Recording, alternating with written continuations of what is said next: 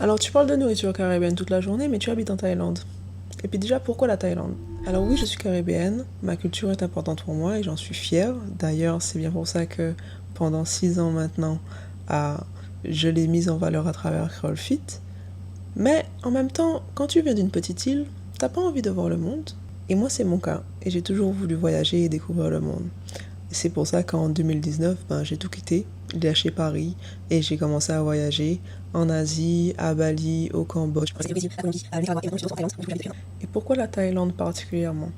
En fait, j'ai eu un petit coup de cœur. Ça a été le premier pays que j'ai visité.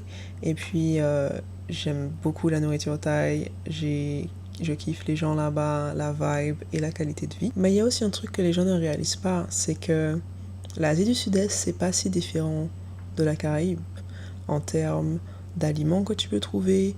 Tu trouves tous les fruits, c'est un climat tropical. Tu trouves aussi du dachine, du fruit à pain, de la christophine par exemple.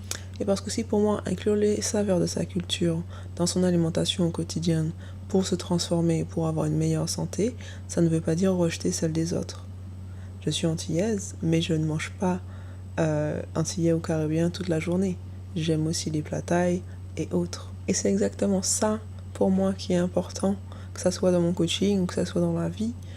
Pour moi, tu n'as pas besoin de te rejeter, ni rejeter du coup ce que tu aimes manger pour te transformer. Donc tu peux évoluer tout en gardant les saveurs que tu aimes, que ça soit de ta culture ou celle d'un autre. Alors peut-être que bientôt tu verras des plats thaï, qui sait. En tout cas, tu verras plus de plats de façon générale parce que j'aurai bientôt une cuisine.